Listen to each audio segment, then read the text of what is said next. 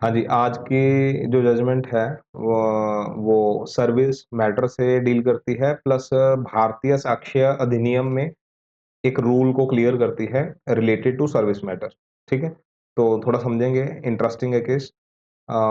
Case का नाम है Jayprakash Saini versus managing director UP cooperative federation limited and others 2026 supreme court division bench. ठीक है? तो ये केस रिलेट करते हैं सर्विस लॉ के साथ और बीएसए के रूल के साथ। ठीक है? भारतीय साक्ष्य अधिनियम जो एविडेंस से संबंधित रूल प्रोवाइड करता है। ठीक है जी? तो इसमें मेन पॉइंट निकल कर ये आ रहा है कि डिपार्टमेंटल इंक्वायरी जो किसी पब्लिक सर्वेंट के खिलाफ करी जाती है, ठीक है? उसको निकालने के लिए, तो departmental inquiry without oral evidence and witness examination is vitiated. तो इसमें डिपार्टमेंटल इंक्वायरी करेगी थी बिना गवाह की गवाही के। ठीक है? सिर्फ एक डॉक्यूमेंट के बेसिस पे सिर्फ डॉक्यूमेंट्री एविडेंस दी, no oral evidence is provided in the court. ठीक है? तो देन उसके बेसिस पे डिपार्टमेंटल जो इंक्वायरी करेगी है, सुप्रीम कोर्ट ने कहा है गलत करी है आपने, ये जो इंक्वायरी हुई है डिपार्टमेंटल, ठीक है, ये विशिएटेड हो जाती है। So mandatory compliance with principle of natural justice. तो नेचुरल जस्टिस के रूल्स को फॉलो करना कहते हैं बहुत जरूरी है। ठीक है? नेचुरल जस्टिस का मतलब है कि दोनों पार्टीज, मतलब जो नेचुरल जस्टिस का रूल बताता है कि दोनों पार्टीज को आप सुनिए और सुनने का बेहतर मौका होना चाहिए। जैसे अगर आप डिपार्टमेंटल इंक्वायरी के अंदर ऑरल एविडेंस कोई बंदा आके देता, कोई जुबानी गवाही देता कोर्ट में आके, ठीक है? तो फिर उससे जो एक्यूज्ड व्यक्ति है, ठीक है, जो जिसको आप निकाल रहे हो, तो वो क्रॉस एग्जामिन करने का उसको मौका मिलता। क्रॉस एग्जामिनेशन काफी इंपॉर्टेंट चीज होती है, ठीक है, जिससे कोर्ट के सामने उस गवाह को झूठा पेश किया जा सकता है by the answers of the cross examination. So उसको तो मौका मिला ही नहीं क्रॉस करने का, किसी कोई गवाह है नहीं, ऐसे डॉक्यूमेंट अपने आप में मतलब इतने ठोस एविडेंस नहीं है कि आप सिर्फ डॉक्यूमेंट के बेसिस पे निकाल दो। तो डॉक्यूमेंट भी अगर देने हैं ना, तो एक बंदा आके जो है उसको टेंडर करेगा और अपनी ऑरल एविडेंस में कहेगा कि मैं ये डॉक्यूमेंट्स पेश करता हूँ, देन आफ्टर फिर आप ये स्टेप उठा सकते हैं। ठीक है? तो जानते हैं केस क्या है। फैक्ट्स इसमें है, Jayprakash Saini, an employee of UP Cooperative Federation Limited was posted as in charge of a paddy procurement center, जहां पे जीरी रखी जाती है। ठीक है?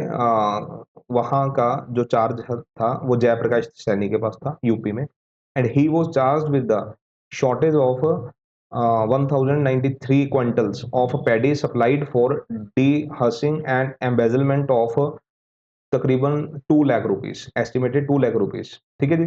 तो इतनी क्विंटल जो है वो कम शॉर्टेज मिली है, इसका मतलब आप 2 लाख का जो है गबन कर गए।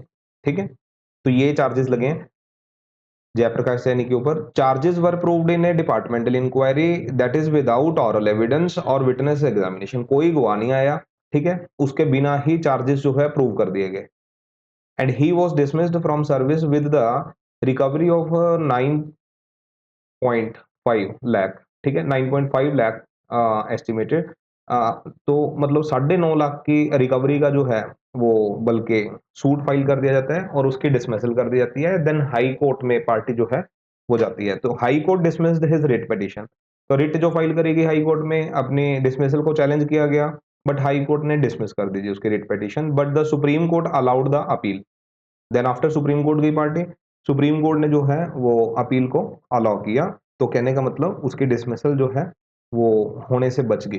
ठीक है? तो इसमें पॉइंट क्या बताया है सुप्रीम कोर्ट ने, वो इंपॉर्टेंट है। The supreme court held that कि when charges are denied by employ, ठीक है, एम्प्लॉय ने कोई एडमिशन नहीं करी थी, उस कारण से कहा जा रहा है कि उसने सारे चार्जेस को डिनाई किया था, that is the charges not admitted. ठीक है?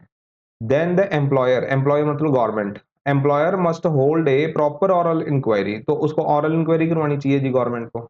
Examine the witnesses to prove the charges, और गवाह जो है एग्जामिन होने चाहिए ओपनली आके कोर्ट में, ठीक है, चार्जेस के regarding.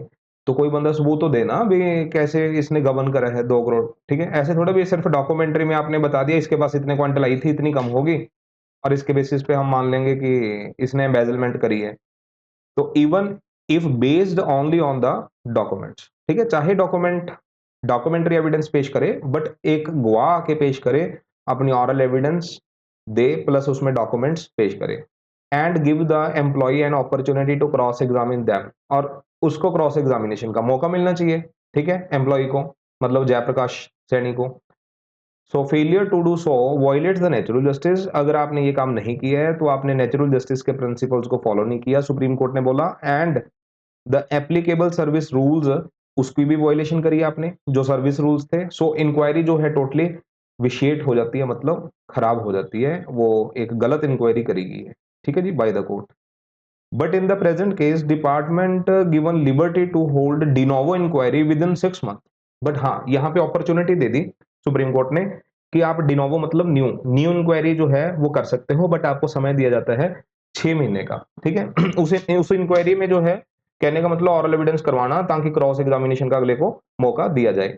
So if no fresh inquiry, अगर आप फ्रेश इंक्वायरी नहीं करवाते हो, then immediate reinstatement with the continuity of service and arrears after adjusting suspension allowance, तो फिर उसको नौकरी में बरकरार किया जाए और उसके जो मतलब बकाया है, एरियर्स हैं, जो सैलरी वगैरह, ठीक है, वो सारी उसको प्रोवाइड करे जाएंगे।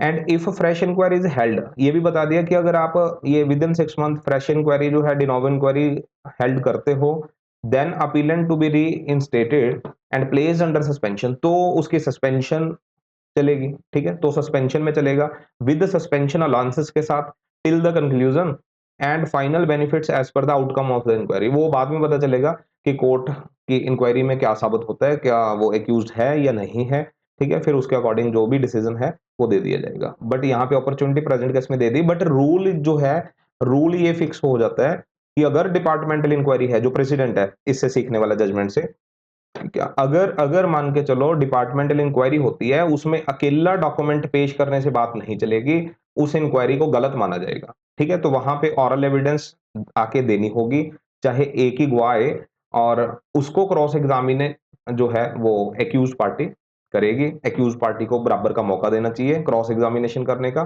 तब जाके हम इंक्वायरी को बोल सकते हैं कि that follows the principles of natural justice, ठीक है जी।